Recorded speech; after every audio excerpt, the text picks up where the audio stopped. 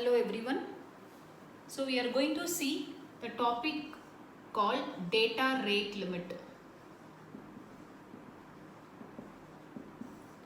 Okay. So this data rate is nothing but how fast we can send the data. So it will be measured in bits per second. So how fast we can send the data inside the transmission medium is the data rate. So it is usually measured in bits per second. It depends on three factors. First one is bandwidth available. The second one is levels of signal what we use. And third is the quality of the channel.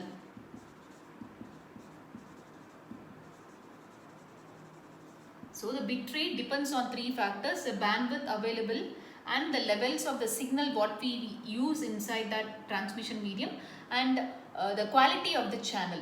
So this is what this data rate can be. It is affected with three factors. Okay. So in this topic we are going to see on noiseless channel,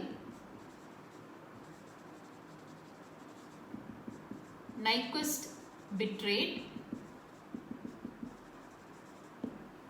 for noisy channel using Shannon capacity, and third is using both the limits. So in today's topic we are going to see three topics. One is by using Nyquist bit rate for finding the capacity of the channel, the second by using Shannon capacity for noisy channel, and third is using both the limits.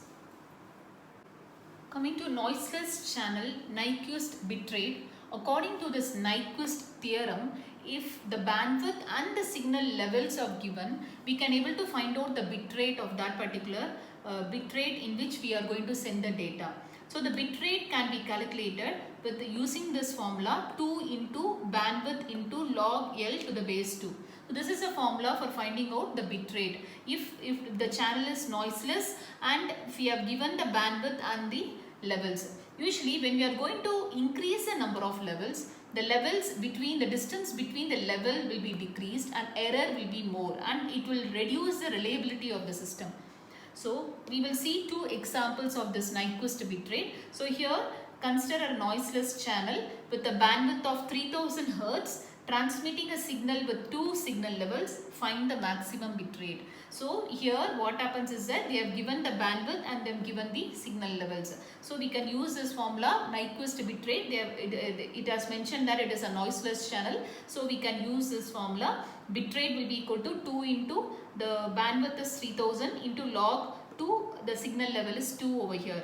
So the bit rate will be 6000 bits per second. In the second example, they are giving the same noiseless channel with a bandwidth of 3000 Hz and they are transmitting with 4 signal levels. So in this case, the bit rate will be 2 into 3000 into log 2 to the log 4 to the base 2. So the answer we will get is 12,000 bits per second. So Nyquist bit rate, in case of Nyquist bit theorem, it will works only for noiseless channel. The formula will be 2 into bandwidth into log L to the base 2. Now we come to the next topic called noise channel, that is using Shannon capacity. So usually we cannot have a noiseless channel. Usually the channel will be noisy only. So for noise channel in 1944, Claude Shannon, he introduced a capacity called Shannon capacity. The formula goes like this. Shannon capacity, that is like a bit rate, can be calculated with the bandwidth and the SNR ratio. Bandwidth into log 1 plus SNR to the base 2. This is a formula to calculate the capacity of the channel when the channel is noisy. So in this example, we can see it is consider an extremely noisy channel in which the value of SNR is 0. For this channel, we have to find out the capacity. So in this case, so since they have given the channel is noisy, so we can use Shannon capacity formula. So that will be C will be equal to bandwidth into log 1 plus SNR to the base 2. So since the SNR value they have given to be 0, so we can substitute here 1 plus 0, that will be log 1 to the base 2. The value for this is 0. So the capacity of this particular channel will be 0. So what happens over here is that the capacity of the channel is 0 regardless of the bandwidth. So we can say that we cannot receive any data through this channel. This is the answer for this. We cannot receive any data since SNR ratio is 0. So we cannot receive any data through this particular channel. This is all about your Shannon capacity. We will see one more example for the Shannon capacity. So here it is a telephone line which is having a bandwidth of 3000 Hertz assigned for data communication, and then given the signal to noise ratio is 3162, they are asking us to find the capacity of the channel. So here, since the telephone line has noise, so we can use Shannon capacity formula for finding out this. So C will be equal to B into log 1 plus SNR to the base 2. So since SNR value they have given to be 3162, when we substitute this and when we solve this, we will get 11.62. That is 3000 into 11.62 will be 34,860 bits per second. So channel, the capacity of this particular channel will be 34,860 bits per second. So coming to the last topic of this bit rate, using both the limits. So we can use both the formula to find out the limit and as well as the bit rate. So here in this example, we have a channel with 1 megahertz bandwidth, that is nothing but 10 to the power of 6 hertz. SNR ratio they have given to be 63, and they are asking us to find out the bit rate and signal level. So in this case, first we use Shannon formula to find out the limits or to find out the bit rate. That will be C will be equal to bandwidth into log 1 plus SNR to the base 2. So since SNR value is given, so we substitute here, we will get 10 to the power 6 log 64 to the base 2. So when we solve this, we will get the bit rate to be 6 megabits per second. So this is the value. This is how we will calculate the level.